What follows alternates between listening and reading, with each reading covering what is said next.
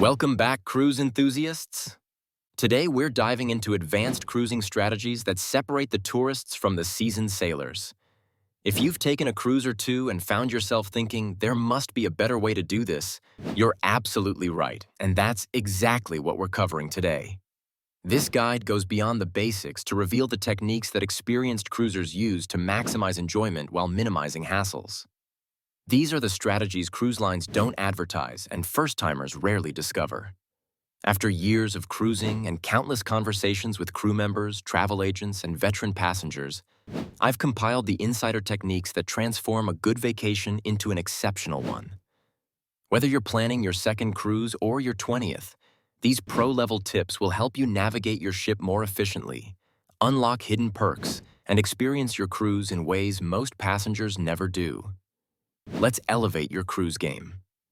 Alternative embarkation strategies. Embarkation day sets the tone for your entire cruise, and experienced cruisers approach it very differently than first-timers.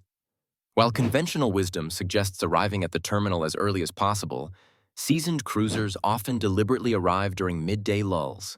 The sweet spot is typically between 1 o'clock to 2 o'clock p.m. when the initial rush has dissipated but well before final boarding calls. If you must arrive early, look for special check-in options that might not be heavily advertised. Many cruise lines offer priority embarkation for booking certain cabin categories, not just suites. For example, Norwegian's The Haven guests receive priority boarding, but so do passengers in spa cabins on many ships. Some lines extend priority boarding to passengers who complete online check-in early or purchase their transfers through the cruise line. A true pro move is doing a split stay, arriving a day early and staying at a hotel near the port that offers private check-in services. Several hotel chains near major cruise ports have arrangements with cruise lines to allow guests to check in for their cruise right at the hotel, bypassing terminal lines completely. For those with elite status in a cruise line loyalty program, determine if reciprocal benefits extend to embarkation. For instance, Royal Caribbean honors celebrity elite status for embarkation priorities and vice versa, as their sister companies.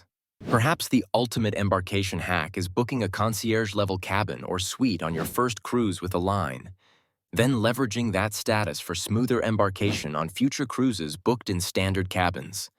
The initial investment pays dividends across multiple sailings. Avoiding common bottlenecks. Nothing diminishes the cruise experience like waiting in lines, and experienced cruisers have mapped out strategies to avoid the most common bottlenecks. Elevator congestion is predictable.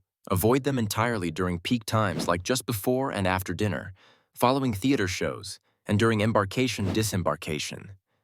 Instead, familiarize yourself with the stair locations and use them for journeys of 3 to 4 decks or less. When elevators are necessary, walk to elevators at the opposite end of the ship from major venues.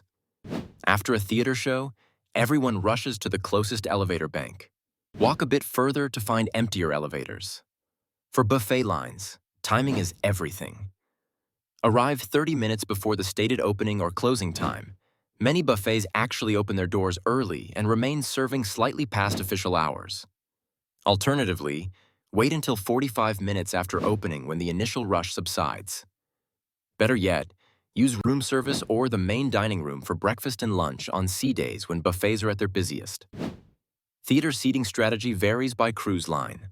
On ships with traditional assigned dinner times, the later dinner seating typically attends the early show, making the late show much less crowded. For ships with freestyle dining, arrive at the theater 20 to 25 minutes early for optimal seats, but not much earlier, as this just wastes valuable vacation time. Experienced cruisers know that guest services lines peak after dinner. Visit guest services during port days while most passengers are ashore, or during major evening entertainment when most passengers are occupied. The early morning, before 8 o'clock a.m., is another excellent time to handle any account issues without waiting. Perhaps the most frustrating bottleneck is the disembarkation day customs line. Consider using self-assist disembarkation, where you carry all your own luggage. But, contrary to popular belief, don't do this first thing. Wait until the initial rush has cleared, typically 60 to 90 minutes after the first group is called. The lines are often significantly shorter then. Strategic dining planning. Cruise dining doesn't have to follow the predictable patterns most passengers fall into. Specialty restaurants, while carrying additional fees, offer better value and shorter waits on the first and last nights of the cruise, when most passengers opt for the main dining room. Many specialty venues also offer lunch at significantly reduced prices with nearly identical menus to their dinner service. For main dining rooms, request tables near the kitchen entrance for faster service or near windows for the best views. If you have anytime dining, arriving either 15 minutes before the dining room opens or after 8 p.m. typically means minimal waiting. Experienced cruisers often skip the traditional main dining room entirely on formal nights, when service tends to be slowest due to maximum attendance. This is the perfect evening to try either a specialty restaurant or the buffet, which is typically much less crowded. Look for hidden complimentary dining venues that new cruisers often miss entirely. On Royal Caribbean ships, for example, the Park Cafe offers made-to-order salads and sandwiches without the buffet crowds. Carnival's Blue Iguana Cantina and Guy's Burger Joint are complimentary alternatives that many passengers don't discover until late in their cruise. Room service breakfast is one of cruising's greatest conveniences, but seasoned cruisers modify the standard approach. Rather than ordering a full hot breakfast, which often arrives at unpredictable times, order continental items that can be enjoyed even if they arrive early while you're getting ready. Save the hot breakfast items for dining room visits. The ultimate pro-dining move is befriending the maitre d' on your first day.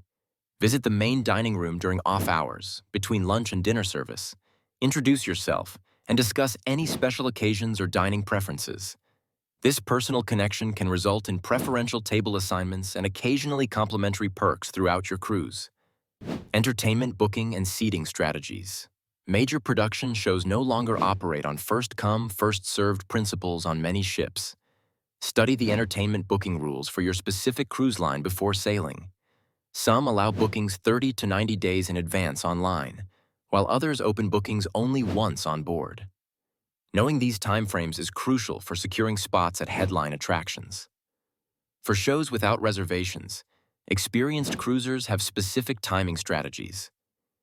Arriving exactly 20 minutes before showtime often gets you ideal seats without excessive waiting.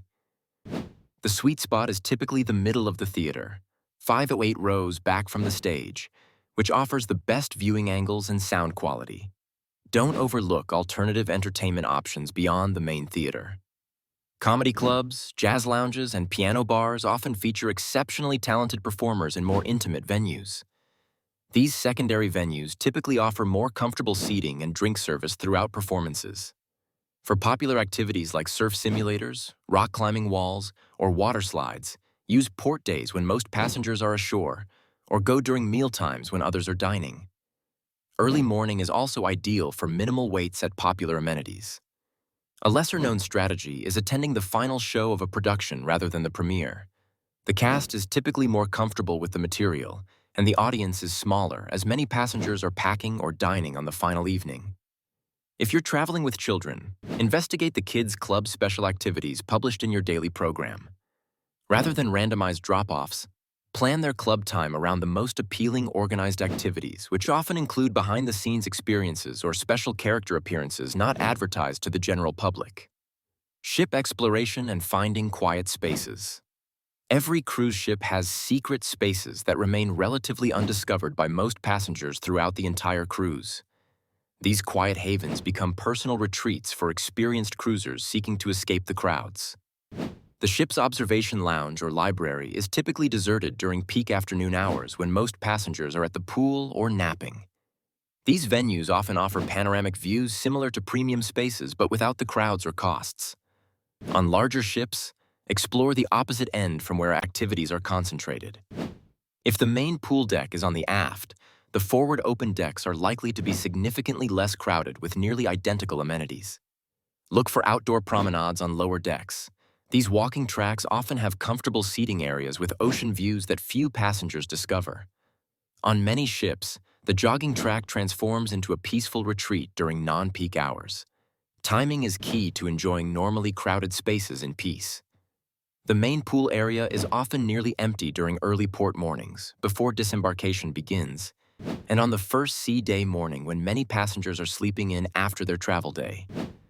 For those seeking quiet reading or conversation space, visit entertainment venues during their off hours.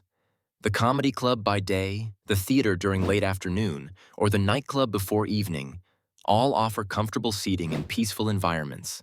Some ships have truly hidden spaces intentionally designed as retreats. Examples include Celebrity's Hideaway, small tucked-away areas on Royal Caribbean's Quantum-class ships, and the secret decks found on several Princess vessels that aren't marked on public maps but are accessible to all passengers. The ultimate quiet space hack is using the spa's thermal suite during port days. While day passes can be expensive, they're often discounted when the ship is in port, and you'll likely have these premium facilities almost entirely to yourself. Staff relationship building. Veteran cruisers understand that the crew makes the experience, and building relationships with key staff members enhances every aspect of your vacation. Beyond the obvious relationships with your cabin steward and dining servers, consider connecting with these often overlooked but influential crew members. The beverage manager can arrange special off-menu drinks or ensure your favorite spirits are stocked at your preferred bar. Introducing yourself early in the cruise and expressing appreciation for their team's service, perhaps with a modest tip, often results in personalized attention throughout your voyage. The future cruise consultant on board can provide insights about upcoming itineraries before they're publicly announced and may have access to booking promotions not available elsewhere. They can also advise on optimal timing for future bookings based on internal pricing strategies. The guest services manager, not just the front desk staff, can resolve issues more effectively and has discretion to authorize compensation or special arrangements when appropriate. Request to speak with them directly for any significant concerns rather than dealing with frontline staff. Building these relationships works best through genuine interest rather than transactional approaches. Ask thoughtful questions about their career at sea, listen to their stories, and remember personal details they share. Small, thoughtful gestures of appreciation are always welcome. Modest cash tips for exceptional service, or small gifts representing your home region. For families or passengers with special needs, connecting with department heads early in the cruise ensures more personalized service. For example, introducing children to the Kids Club director during the first session and expressing specific interests helps your child receive more tailored attention. The most experienced cruisers make connections with crew members they encounter regularly across multiple sailings. These relationships often blossom into special recognition and occasional complimentary perks on future cruises. Loyalty program maximization. Cruise line loyalty programs offer escalating benefits that can significantly enhance your experience, but maximizing these programs requires strategy. Rather than splitting your cruises across multiple lines, concentrate on a single cruise line or cruise family to climb the loyalty tiers more quickly. For faster tier progression, look for cruise lines that count cruise credits rather than cruise days. For example, Celebrity Cruises awards 1 cruise credit per sailing regardless of length, making short 3 to 4 day cruises an efficient way to accumulate status. Research reciprocal benefits between cruise lines within the same corporate family. Royal Caribbean, Celebrity, and Azamara honor each other's status levels, as do Carnival, Princess, and Holland America. This allows you to enjoy loyalty perks across multiple brands while concentrating your status building on one program. Timing milestone cruises strategically unlocks special recognition. For example, when approaching a significant loyalty threshold, book a longer cruise or one with many sea days to maximize onboard benefits at your new level, rather than reaching that milestone at the end of a cruise. Look beyond the advertised benefits to the soft perks that come with loyalty status. These unofficial benefits often include preferential treatment for special requests, more accommodation of dining or cabin preferences, and occasionally complimentary amenities at the crew's discretion. Many cruise lines host special events for loyalty members that aren't prominently advertised. These might include behind-the-scenes tours, cooking demonstrations with the executive chef, or bridge visits. Ask your loyalty program desk about any unadvertised events for your tier level. The ultimate loyalty hack is leveraging your status for special treatment on your first cruise with a new line. Many cruise lines will match your status from competitors if you ask. This isn't automatic and typically requires contacting customer service before sailing with proof of your status on another line. Port day ship usage. Perhaps the most underrated cruise strategy is strategically remaining on board during select port days. While most passengers rush ashore at every port, experienced cruisers often designate 1 or 2 ports for enjoying the ship when it's at its emptiest. Choose your ship day strategically. The best ports for staying on board are either destinations you've visited previously or those with limited appeal compared to other stops on your itinerary. Tender ports, where small boats transfer passengers to shore, make especially good ship days, as tendering itself can consume significant time. On these strategic ship days, premium amenities that normally require waiting are often immediately available. The flow rider, water slides, and pool areas that might have hour-long waits on sea days are frequently empty. Spa appointments that were booked solid become available, often with port day discounts of 25 to 30%. The main pools and adults-only retreats transform into peaceful oases.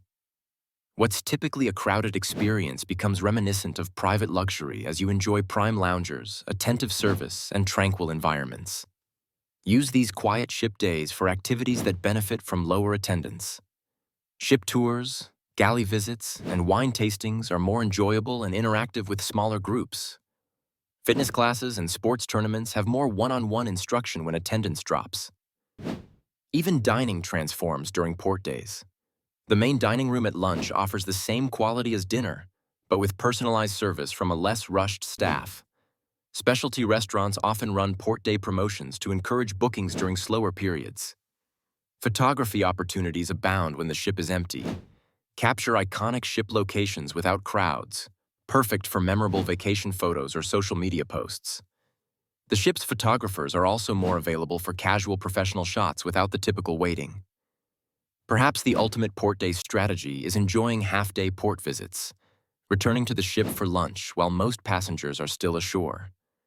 This hybrid approach lets you experience the destination while still capitalizing on the afternoon ship amenities when they're at their emptiest. Conclusion: the difference between being a cruise passenger and a cruise professional isn't about how many voyages you've taken. It's about approaching each cruise with strategic intention. These time-saving techniques and hidden features transform the experience from following the crowds to crafting a personalized journey tailored to your preferences. Remember that the perfect cruise strategy varies based on your priorities. If fine dining is your focus, invest time in building relationships with restaurant managers and learning about hidden menu items.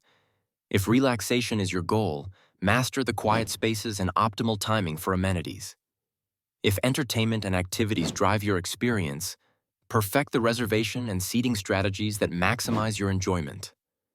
The art of cruising like a pro means breaking free from the standard passenger patterns and creating your own rhythm. Sometimes this means doing the opposite of what most passengers do, dining when they're watching shows, swimming when they're dining, and exploring the ship when they're ashore. Keep a cruise journal noting what worked well and what you'd change for next time.